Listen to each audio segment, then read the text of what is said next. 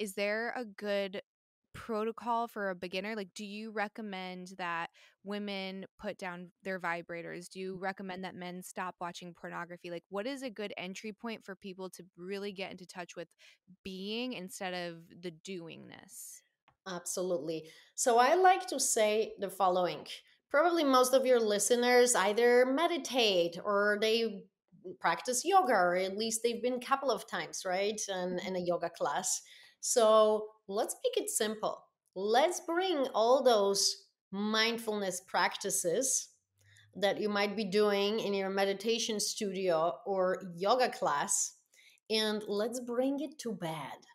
As simple as that. And what are some of the elements? So let's imagine if you are going to a yoga class, what happens? First of all, you schedule it. You make sure you can attend this 1 hour or 90 minutes yoga class. You probably put that yoga class in your calendar. Candice, do you have your yoga class? I scheduled all of my workouts actually last night for the week. So, do you feel like that takes away from that spontaneity or that Wouldn't- magic, or that it's gonna make us feel like we're oh adding another thing to the to-do list? Oh my God, it's such a nonsense. I hear this over and over again. And no, for me, this is the beauty and power of it, that we learn to cultivate space for the sexual energy to rise instead of being just left to a chance and lack of, whoa, where is this gonna spontaneously just pop up? And then you're in a long term relationship 20 years in and no one is having sex anymore because Mhm. spontaneously the partners are not getting horny, both of them, on Thursday at 10 p.m. You're So right. we're taking things in our own hands. Mhm. There is space for spontaneous, but there's also space for learning how to cultivate that energy, how to create a space where you can tap into this. And for me, this is part of that. And I'm just going to say a side thing.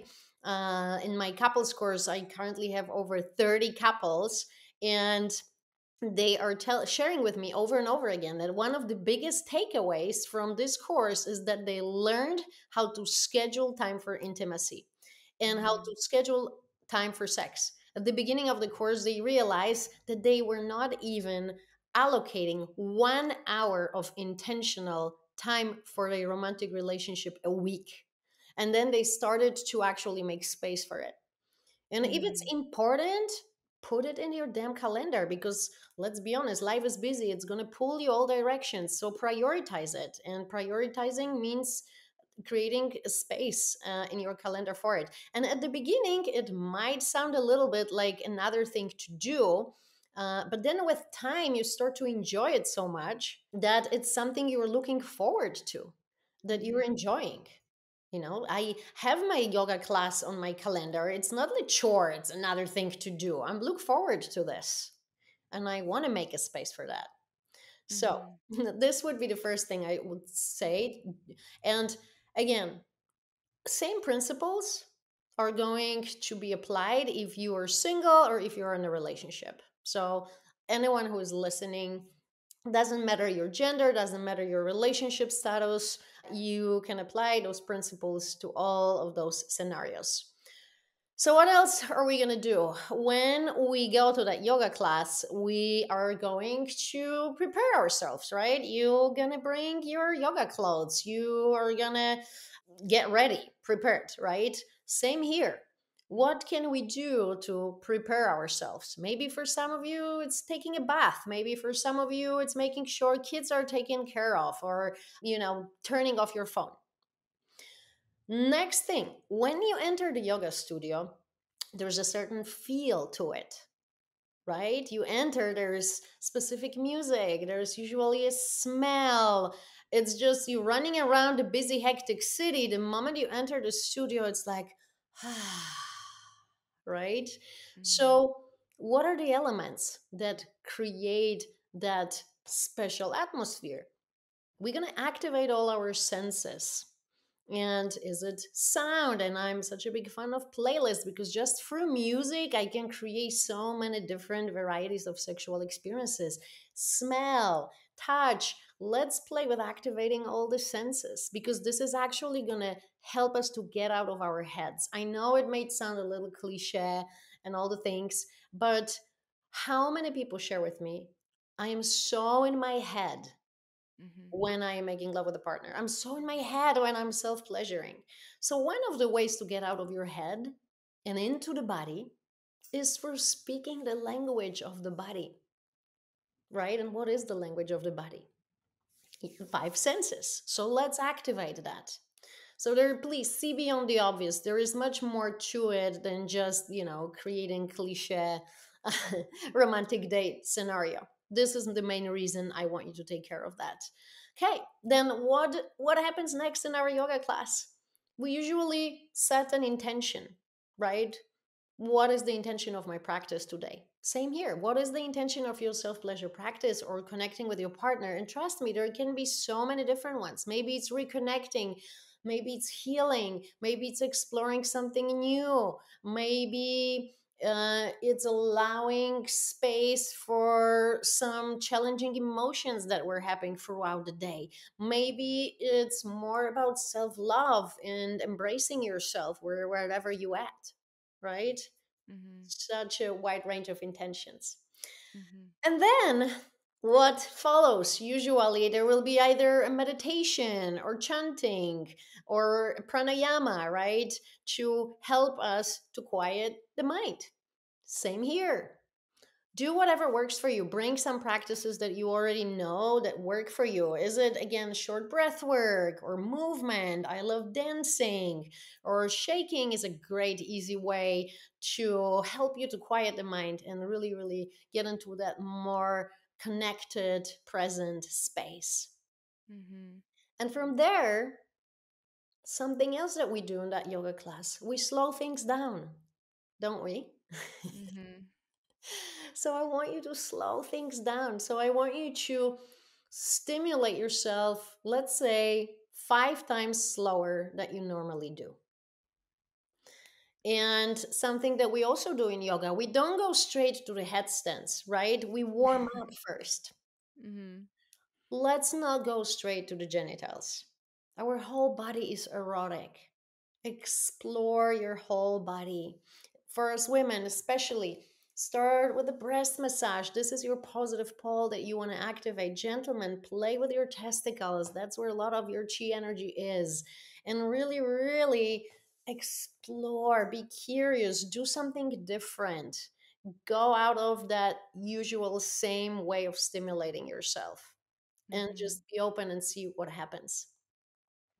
Now, last two things, and I think, this is just a nice analogy, right? That everyone will notice. Yes, we practice all this in yoga studios or on retreats, but somehow we're not putting it into practice in our bedrooms. When you go to a yoga class, are you going to beat yourself up if you don't do a headstand? Or if you are not going to reach a certain pose? I've been practicing yoga for many, many years. I still am not good at headstands or handstands. But it's not about that. It's about how I feel after the yoga class. I feel present, I feel relaxed, right? I feel Mhm. nourished. So it's not about getting to any certain point. If you don't have the energy orgasm first time you try, that's okay. What I want you to do is observe how you actually feel after that session. And Mhm. again, we are going to implement pranayama. So you're going to kind of be consciously breathing. Breathe in through the nose, long, deep breath, and exhale. This is going to be one difference. Unlike Ujjayi breath in yoga, where we have our mouth closed, I would love you to open your mouth on the exhale, relax your jaw, and exhale again through your open mouth. And bringing awareness to the sensation in the body rather than fantasizing, rather than watching porn. I want you to switch from mind to body. These are both very powerful sexual organs. Mind is a powerful sexual organ, but so is Mhm. the body. And gets mind gets bored. Mind is insatiable. Let's try that different route, and let's try to come and let's try to cultivate arousal through activation of the body. So, observing the sensations and breathing and sounding along the way. And if the orgasm happens at the end, great. And if not, that's also okay. And yeah, how does that sound? I mean, that sounds magical. I wanna do that every day. Sounds fantastic. And you can apply the same again for intimacy practices with your partner. Mhm. Yeah, I like to give relatable examples and practical takeaways. So I think this this will be very helpful. And it's interesting because I have so many men coming to me. So you mentioned something important around vibrators and pornography. Mhm. So nothing is inherently good or bad. So I am not here to forbid anything to anyone, but Mhm. I'm here to bring awareness that there's a price we pay to everything, right? And when we women use vibrators, this is a really intense stimulation, and it's gonna be challenging, to expand the energy, to ride the wave and be in that slowness and stillness using vibrator. It's gonna take you to straight to the peak, and you're gonna probably go straight to the genitals. And there's a high intensity, so it will be really, really challenging to slowly observe when are you entering lower, medium, high level of arousal.